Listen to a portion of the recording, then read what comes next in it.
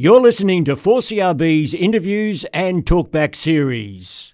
I'd like to welcome to the microphone Supreme Court Judge David Ashton Lewis. Good morning. Well, thank you, radio announcer, manager, director, Colin Belevsky. Oh, no. Yes. We've got a wonderful topic today. It's Yes. one of my favourites. I know that you are a student of history as well. Yeah. Historical change. Well, that's a good topic, isn't it? What do you see historical change as? Well, look, I see it as a great many things. You can look at it from the point of view of, I still remember parents and grandparents saying, "Oh dear, before we started off walking to school and riding horses, and we've seen the car, we've seen the aeroplane, we've seen all sorts of things through our lives." So there is that timeline component of the way technology moves and the way it affects our lives. There's one look at it. But historical change, well, I actually like to look at it from the point of view that the more we grow as a society, if you want to look at it that way, the more we stay the same. There's some common themes that keep repeating themselves, don't they? Well, yes, historical change just simply is.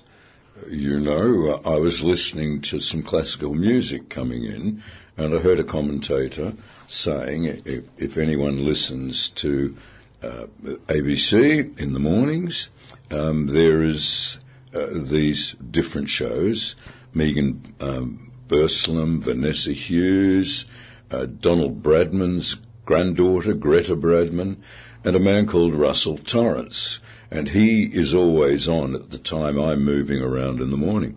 And he was speaking about a performance of an upcoming bit he was going to play in Cambridge.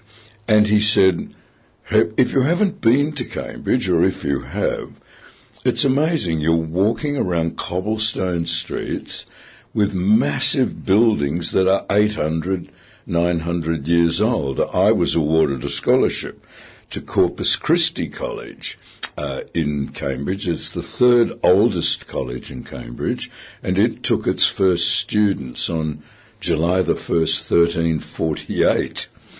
And so you see these buildings, and you think, well, these didn't just appear. Russell said this morning, you almost get the sense they just grew up out of the ground, because you look at them and think, how on earth did men, and there weren't women, they had no part in these things. How did they build these things? How did they design them?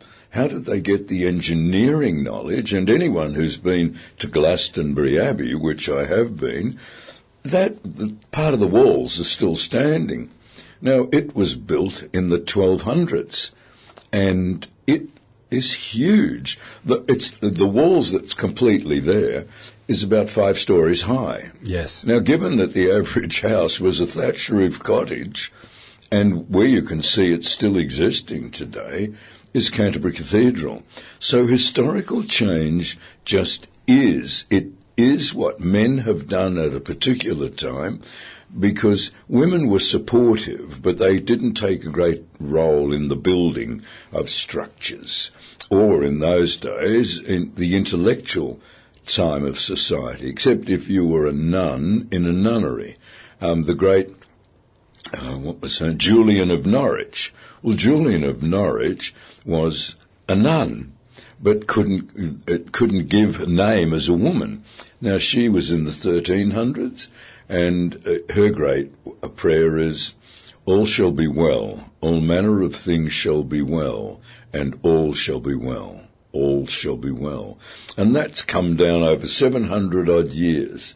And so historical change is us, as you said just a few minutes ago.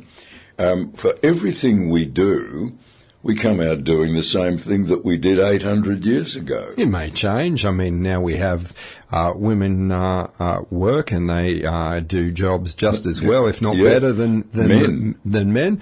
And they can build a building. They can do all sorts of things. They can do anything. Yes. They can fly a fighter jet. They can dogfight. They are some of the greatest minds in medicine and in law. Yes. The profession that I have. So, again, I can't see a great deal of change in the human condition. loved in 1200, but we were not as intellectual. No. And that made me start to think on the way here about Christianity. Well, as understanding evolves, doesn't it? Yes. Yes. And so you think of it, the greatest minds that were around in Jerusalem, in the Middle East, when Jesus would, for his 3 years, was preaching, was crucified, many of them said, look, this man is God in flesh. Now, we then come 2,000 years on, and our intellectual capacities have vastly increased. Thomas Aquinas, in 1247, wrote I think about 14 volumes of a work called Summa Theologica. Now, that was meaning the sum of all knowledge. And he was 47 years of age, I think, when he died. Now, he believed, and that's 1400 years after. And then today, while religion is seemingly, in certainly Christianity, is seemingly not the primary driver of Western life, all you've got to do is walk around Paris, walk around London, walk around Rome, and see the influence of history, and then look at the historical change. Yes. So what is historical change? It is the improvement in intellectual knowledge that gives us micro-nanosurgery. It gives us... Micro-nanosurgery. Explain that thought. When you think of it, it's almost indiscernible to the human eye. You think of Edward Jenner in 1797, a Yorkshire doctor, and he just noticed that women, cowherd women, got a disease called cowpox. And cowpox didn't have the devastating effect of smallpox. They were off for a day or two, back fully fit, and they were not getting smallpox. So he worked out, now here's his story, here's his intellect working. So someone who's had cowpox can't be struck by smallpox. Okay, how do I then give people cowpox? Well, he fiddled around with cow droppings, and he worked out what we call now today vaccination. He worked out, look, I've got to get this... Very crude version of vaccination. Yes, it was. I've got to get this into a human body. So what he would do is cut you. Yes. And he'd dip these cow droppings on the cut. So if you had cowpox, you didn't get the more devastating version, smallpox. Smallpox. Yeah. Now, there is historical change. His mind, him looking at the past, and as you said at the opening, I've always been interested in history. Sure. Even as a young child, because history told me things such as, well, we like that. Yes. Is that what we did? And look where we are now. We don't do anything like that. No. I was telling a person yesterday that in 1968 a bunch of Monash University law students had found out that there was still in the Hoteliers Act, which was passed in the 1850s in the colony of Victoria, there was the requirement if you rode to a hotel with your horse, the hotelier had to stable that horse for you. And so these young students, they floated or trailered horses just in the park area, just up near the Treasury Gardens. And these horses were well trained, and they rode them down Collins Street, probably about 1.5 kilometres, and they stopped outside the Hotel Australia. Now, any Victorian will know that the Hotel, or Melburnian, that the Hotel Australia is right in the middle of Collins Street, right in the centre of the CBD. And they got someone to hold those horses, and they went in and they booked a number of rooms. And naturally, they were very happy to get these young, long-haired students. But they then said, well, you must stable our horses, please. and they were looked at and laughed. So they'd come prepared. They had the Hoteliers Act, and there it was. It had never been repealed, Sure. that section. And they said, there it is, it's the law. And evidently, I'm told that the Hotel Australia had to pay to have these horses transported out to Flemington, which is about 8 or 9 miles from the centre. And then on 2 days later, when they decided to they had to bring their horses in to Melbourne. Now, Wow. Collins Street is a major bustling traffic way. So these horses must have been good. And you look at police horses, they crowd control, they're good in Very cars well and everything. trained. So these must have been either police horses that they'd gotten. How they got them, I don't know. So here's change. Here is change. Anyone thinking today, Hotel Australia, that's a modern, bustling hotel. But sadly for anyone who might be thinking of doing it, now the Victorian government repealed that section after that. So I was always interested in looking at, did we do that? Is that what we did? Golly, how did we do that? And one of the things that always got me was, how did medieval man build these great European cathedrals? You know, did they have they did have the knowledge of geometry, trigonometry, physics to be able to do them. And again, it's perfectly seen in Canterbury Cathedral. You go there and there's a big museum area there, and it shows you how they scaffolded and put these massive structures up. And it shows Canterbury in about 1150. And it shows that all these little, like pixies' houses around, and this massive stone cathedral rising up. So they then show you how they scaffolded everything. And it's all just a certain thickness of branches from oak trees and willows and that tied together, going up and up and up and up, and pulleys on them to pull up blocks. So that's historical change. It is. It's interesting. And because we don't do it anymore, we go, how did we do it? Yeah, I know. The people of the time were doing it all the time. Yes. It was common understanding and common knowledge, just like, I suppose, the Egyptians who, Yes. through trial and error, and you can see their attempts at pyramids, and some that didn't work and some that Yes. got better, and then they perfected it to a point where they had capping stones, and the two great pyramids of Egypt Yes. are well known. Yes, and they're still not 100% sure. I saw a display of the average around the base and to about a quarter of the way up, the size of about 8-ton stones. Yes.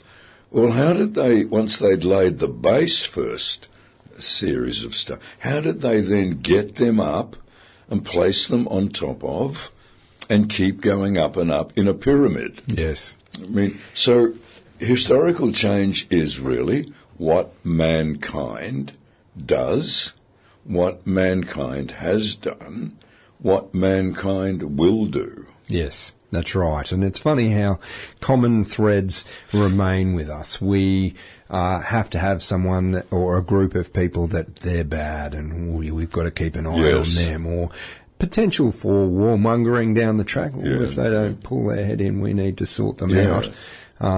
And that has been with us since caveman days. It has, and I've spoken about this once before on the show. I spent 10 years in the wild highlands of Papua New Guinea as Director of Public Prosecutions up there.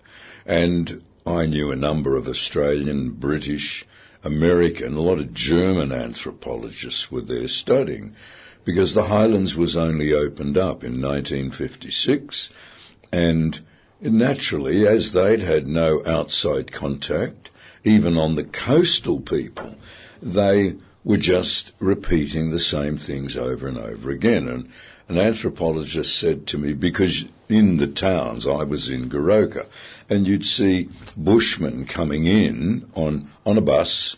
They'd sold a bit of coffee and they wanted to buy tins of fish and different things like that. But they were still carrying their bow and arrows. Pardon me. And an American anthropologist said, have a look at that bow and arrow. That bow and arrow is no different to what these people were carrying 18,000 years ago. Yes. And they knew that because they dug up in certain areas archaeological digs and carbon dated the petrified bow and the arrows.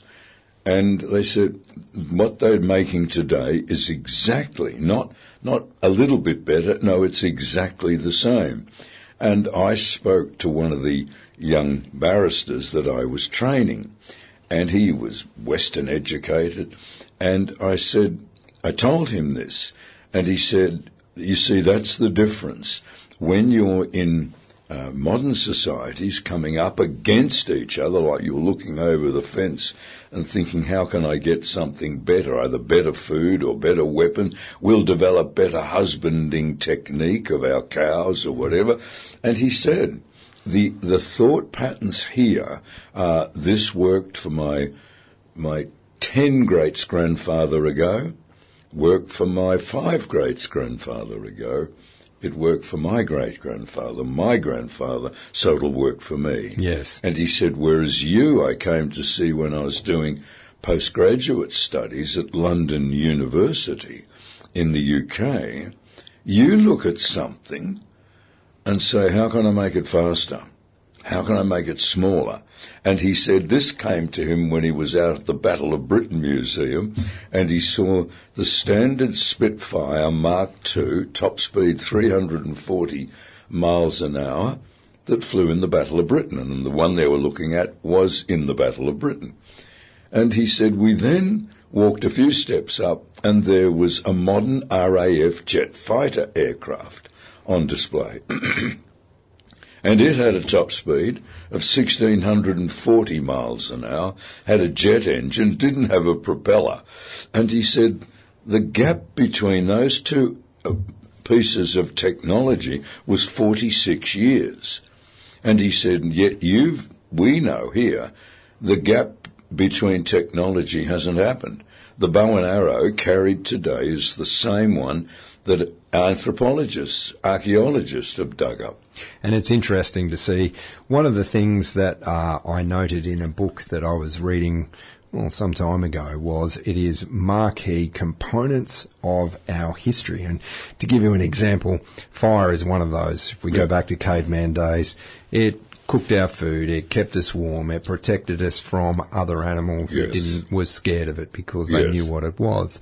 And we fast forward to today, and it's gone through industry. It powers the internal combustion engine, and you drive up and down the road.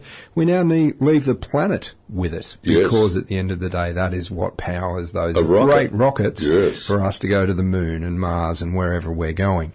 So that is a marquee piece of technology, if we want to call it technology, that we have used and adapted and modified and controlled all the way through to assist us to where we are today. Well, and what you're saying is, like fire, going back to not Neanderthal, Stone Age, caveman, and it's just a different form of fire pushing a rocket off the planet. That's right. So that raises the question, have we ever really invented anything, or have we just invented ways to better utilise what is already in existence?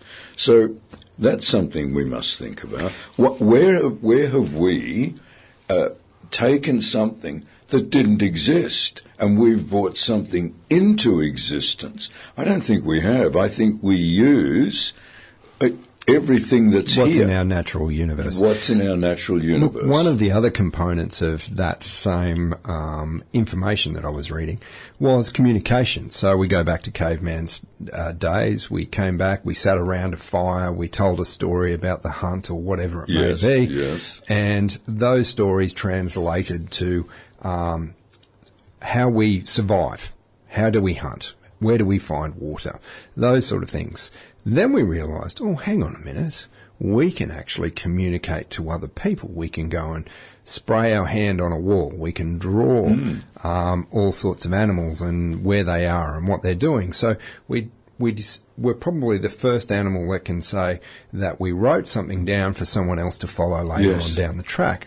Fast forward, we had Church, who were able to read and write and transcribe, and then we move on to now all of us can do that. We now type it on a computer. We now pop it up in the web, and everybody can digest it and decide whether it's truth or whether it's fallacy or whether they believe in it or whether they don't. It's very interesting as to how we've evolved into that. And that evolved is a good word, because as you were speaking, I was just thinking of radio waves in communication. Sure. But radio waves were always there. Yes. We didn't invent them. We didn't make them. Wave theory, just that we got to a stage where we could identify it and then think, now how do we use this for the benefit of mankind? It's like thermonuclear power, isn't it? Always been here, always there. Was always there. It's just that we finally came to it. We use it a certain way, but the universe uses it in another way, and they use that in the sun to heat the universe and produce life and not produce life on certain worlds. So it's interesting. Well, that then comes back to how, to me, the best intellects 2,000 years ago formed a conclusion about a Jewish man. The best intellects today still hold to that. Yet with all the development of thought and philosophy, there are those who still believe in Jesus Christ as God in flesh on this earth. Indeed. Yes. So, interesting. It is interesting. But I want to say something before, because I can see we're nearly out of time, 5 minutes. For all of those who raised the issue of hearing click, click, click from me, I've been duly scolded by Colin Belevsky, because it was me. I get the emails. Yeah, he gets it. Well, for those who thought, is David all right? Yes, I am all right. If those who thought, what's wrong with David? There's nothing wrong with me. I was just a bit ill-disciplined. So I hope you haven't heard anything during this show. You've done very well. Oh, thank you very Colin. much. So I want as many emails coming into Colin saying, that was good. So let's move on to Cicero. Cicero was a wonderful little philosopher. Oh, gosh, yes. We're forever going back to that one statement that you're very good at. Well, he reciting. wasn't a philosopher. He was a great mind. Sorry, you're right. He was a philosopher, but he was a great mind, and I proudly say, whereas some of the great minds and some of the great advancements in thinking and in development were lawyers, such as the Magna Carta. You know, people looked at what a king was doing. They couldn't read or write, the barons, and thought, look, he's got to stop doing this, because he was behaving very badly. And so they no doubt brought church people in, because only abbots, monks could read and write. And they had, how do we deal with this? Well, we have to stop him doing these things. But how do we stop him? He is God's appointed on earth, which was medieval kingship. He answers only to God.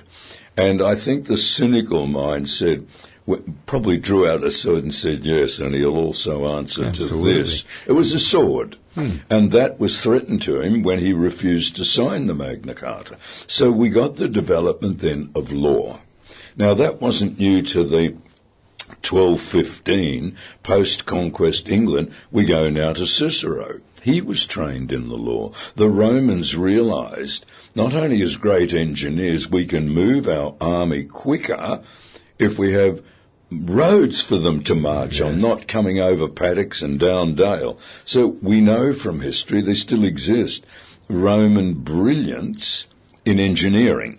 So Roman brilliance also had to face, how do we stop people? So they developed law, and Cicero was the one who said, and I shall repeat it, those who do not bother to learn about what happened before they were born are convicted to forever remain intellectually a child.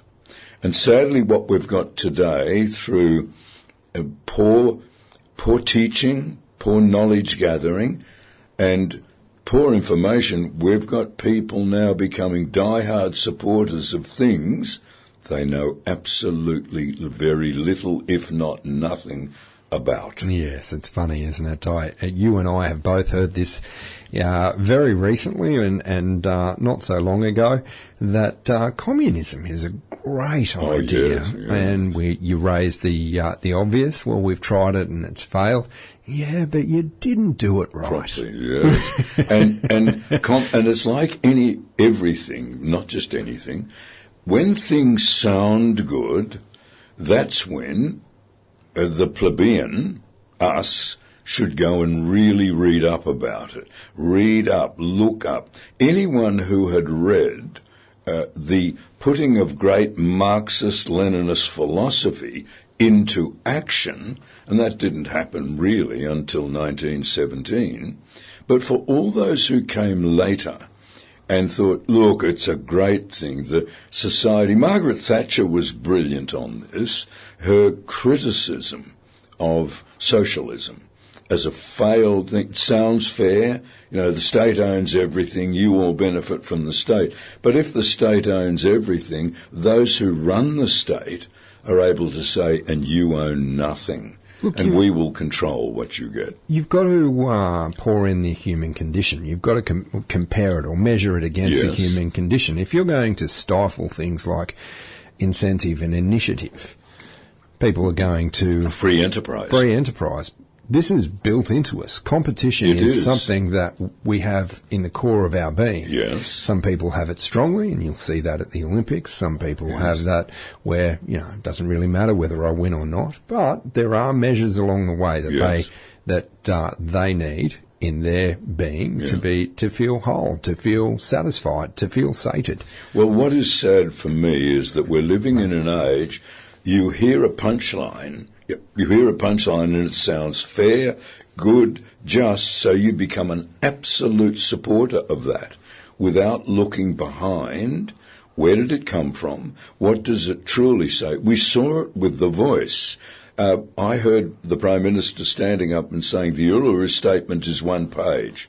Well, it wasn't, and it isn't. It's 200 pages. Now, I've read them, and the first page is lovely. But for people to make up their minds on just that 1 page and go no further, it means you've got people with limited understanding, limited knowledge, being able to foist upon people something that is wrong. And fortunately, trying to change 400 years of parliamentary practice and procedure, 63% of Australians said no. Well, we've run a little over time, so we're going to have to go. Yes. We might pick this up again next time. I always enjoy these type of conversations. I hope you do too. Can I just say, please, the listener, let us know, have you enjoyed today? Because there's a lot more that Colin and I can do in this topic, but we need you to want it. David Ashton Lewis, thank you very much for your time this morning. Colin Vladimir Belevsky, thank you very much. You've been listening to 4CRB's interviews and talkback series. Support local online content and become a financial supporter today at 4CRB.com.